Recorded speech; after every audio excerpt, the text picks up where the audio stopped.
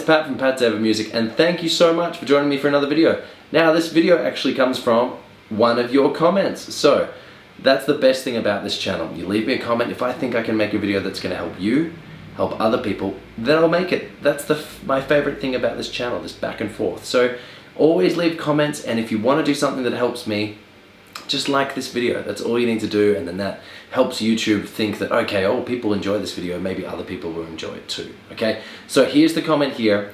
Thank you so much for being brave and for taking the time to write it to me.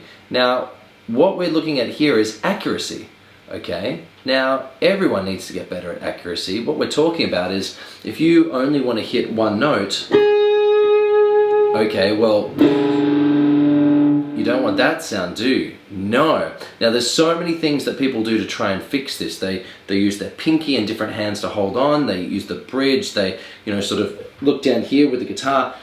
We're going to talk about all of those things, and I'm going to show you maybe 3 different ways that you can improve your accuracy. So thank you so much for the comment. Grab your guitars. Let's dive in. Okay, we're back. We've got a nice clean sound. Now, what we're talking about here is a reference point. Okay, when you're sort of playing single notes or soloing or melodies or things like that, have a look. There's so many different things that can go wrong. Your hand can go too far down, too far up, can come out too far, or anywhere in between. There's so many sort of spots or range of motion that can go wrong. You play one note, your hand flies out, suddenly you're trying to find the next one, oh, you've hit the wrong string, it's all going wrong. Right? So what we're talking about, if you want to build accuracy on solos, okay, let's talk about solos first, then we'll talk about chords, is you want to anchor some part of your hand. Some people might use a pinky, some people might use a few different fingers and sort of strum and play different melodies like that. My problem with that is, let's say you do that for years and years, you might get used to this guitar. You get a new guitar, suddenly it feels different, and you're going to have to relearn that skill. Or your hand shifts and suddenly it's like you're driving in the dark because you can't work out where you are, right? Or some people sort of, put their fingers under the strings or on the bridge or any of that jazz. I mean, look, if it works for you, that's great, but it might be a better idea to learn this new method that I'm showing you right now. So the new method is rest your palm, right, this part here, on the strings if you're playing solos. So what that means is once you've played a note, look, my hand's not moving, is it?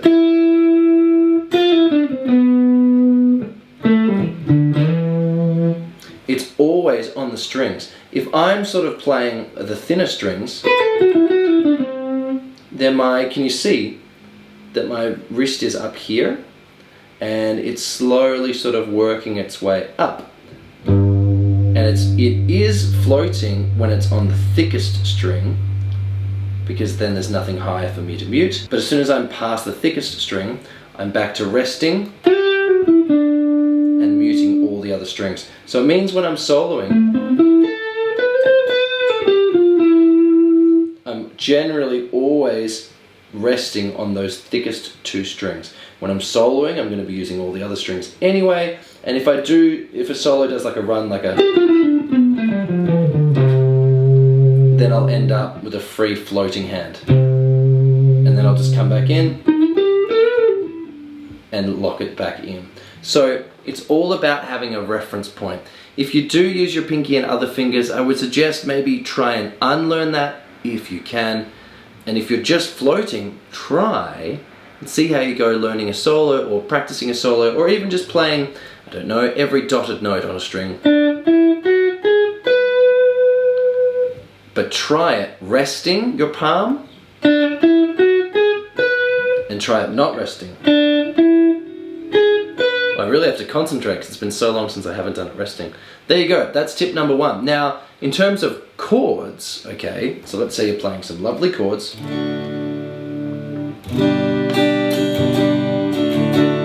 Now look, my hand isn't resting at all, is it? But my forearm is, all the way up there. So that's my reference point, is the forearm. Now you're not going to like this when I say it, but in terms of chords, you want that hand to be free.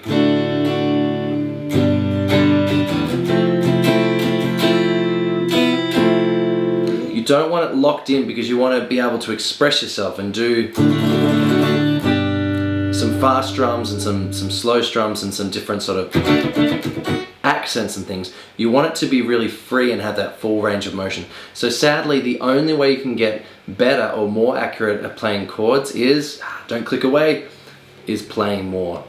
I know, sorry, maybe didn't want to hear that, but if you can play consistently, what I mean is 10 minutes a Monday, 10 minutes Thursday, 10 minutes Sunday, you will just get better because the more you play, your hand, your body, everything just gets used to this position and what you're asking the body to do. If you play on a Monday and then you play, all right, a month later, 2 months later, then you play really well for a week and then you don't play for 2 months, your body sort of learns something, forgets, has to relearn, forgets, has to relearn. So consistency with learning any new skill is king. Even if it's only a little bit, even if you can only manage, like I was saying, 10 or 5 minutes a couple times a week, you're gonna get so much better at strumming chords. This might be you, right now, this might be you. Okay, I'm gonna play a G chord. I'm gonna put that finger there, and put that finger in there. All right, then make sure the volume's turned up there, and then, okay, then I'm gonna strum as well. Oh, I only got some, can't quite get there. That's fine, because I have been there, everyone has been there. All of your guitar heroes, they've been there too. And unfortunately, it's not just a quick thing that you can just have a magic trick for. It just takes time, right? So there's my 2 tips. 1, try resting your palm if you're playing solos and melodies,